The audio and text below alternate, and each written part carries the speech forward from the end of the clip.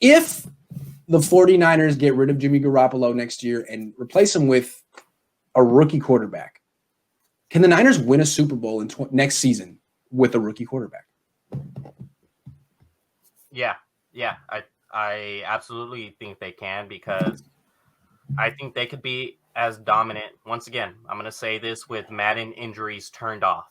I think they could be as dominant in 21 as they were in 19. And I'm talking about 2021 and 2019. And if you look at what they did again in the playoffs against a Minnesota team that beat the Saints, Jimmy Garoppolo didn't have a good game at all. I was there. He was like trying to give Kendricks interceptions all game long till Shanahan said, okay, we're done here and we're just going to run the ball.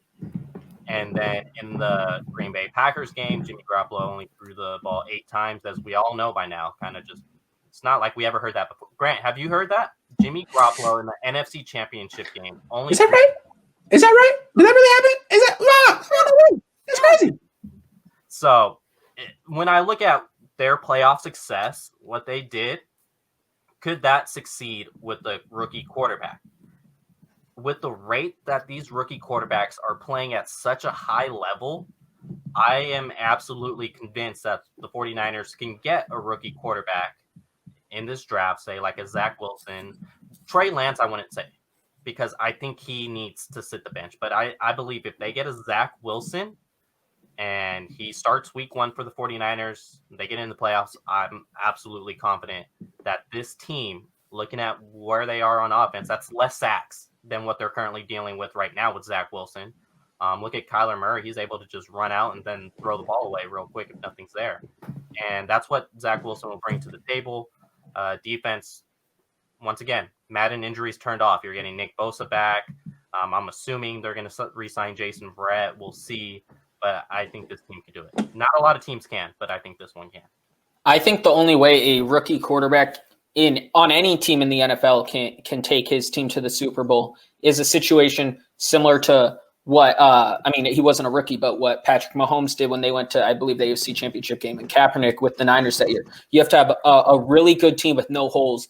But I also think a big thing with rookie quarterbacks is they need to not 16 games, but I think if they play all 16 games, it's really hard for the rookie to take his team to the Super Bowl. It's never happened in the NFL. People will comment people they think did it, and it hasn't. I've looked it up plenty times. Dan Marino didn't do it. Ben Roethlisberger wasn't a rookie. It's hard to do that. Obviously, rookies are now more prepared than ever. But the only situation I could see a rookie having that much success in the playoffs is a delayed Kaepernick situation, veteran Nick Foles situation where if he was a rookie at that time, where a team plays most of the season, does well, and then a rookie comes in and teams don't really know how to defend him yet, and then he goes on a 6-7 game run. But I just don't see a rookie quarterback being able to overcome defenses, figuring out how to defend them on the fly, and then being able to perform in the postseason. The second year, I can definitely see that happening, but the first year, it's hard. It is hard. You're right, Maverick. It's never happened before. It has never freaking happened before. So for the Niners to go this route, you're trying to do something that's never been done. That being said, doesn't mean it can't be done. The Miami Dolphins might do it this year. The Miami Dolphins are a legit contender, and they have Tua Tagovailoa as their starting quarterback. Didn't start the season. Maybe there's something to that. Maybe you want us to have the rookies sit on the bench the first 8 games or so.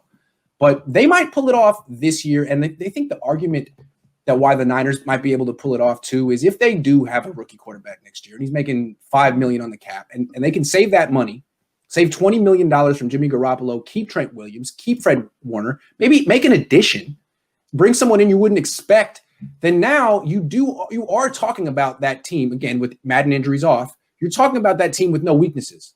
You're talking about a team with a top 5 defense or better. You're talking about a team with a top 5 run game or better, a team with weapons through the air, receivers such as Kittle, Jordan Reed, Brandon Ayuk, Deebo Samuel. I mean, it's the ideal spot for a rookie to come in. So the way I look at it is these rookies are way more pro ready than ever before. This is the ideal landing space for a rookie quarterback. Hell yeah, they can win a Super Bowl. And if they don't, I don't think it'll be because of the rookie quarterback. I think it'll be because of injuries or Kyle Shanahan blowing it in the second half of the Super Bowl or something like that, but not necessarily. And you know what? I don't think it has to be Zach Wilson. I like Zach Wilson a lot. he could end up being a top 5 pick. If it's Trey Lance, I think they could do it with Trey Lance. If it's Kyle Trask, I think they could do it with Kyle Trask. So I look at all of these first-round quarterbacks as a physical step up from what the Niners have at the position right now. So we'll see if they can get them up to speed. I think that sitting for half a season is interesting. Yeah, what you're saying with Tua, that's what I was touching on, is like teams are going to have 8-ish games to figure out how to defend Tua, what his total weaknesses are, how to stop him. Whereas Joe Burrow and Justin Herbert, obviously those teams are much worse, and the Chargers have been really injured. But teams have 14 to 16 games to figure out how to defend them, and then plus all the playoffs. So I think Tua does have an advantage outside of just the roster, is having teams have to figure out how to defend him with less time. And that would be the issue with Wilson starting from day one or Wilson starting from week 8. And then I think that would set the Niners up for much more success if he was the guy. I see what you're saying on that, but if you go into training camp, Zach Wilson is going to by far outperform Nick Mullins. And to tell a contending team, because that's what they would be coming into next offseason, despite the injuries they had this year, they would be a contending team. So Miami wasn't there yet to be called contenders this offseason. So if you're going to tell a contender team, hey, guys, we know what you see on the practice field and what you guys are dealing with Zach Wilson, but he's not going to be our starter. We're actually going to start Nick Mullins. That just creates the mood like, all right, like, what are we doing here? And then really quick, something that's never happened before that the Niners just did is a team before never went 4-12 and then advanced to the Super Bowl. They did that last season. So the 49ers are eliminating things that have never happened before. Yeah. Well, if they had Zach Wilson and he wins the competition to be the starter, great.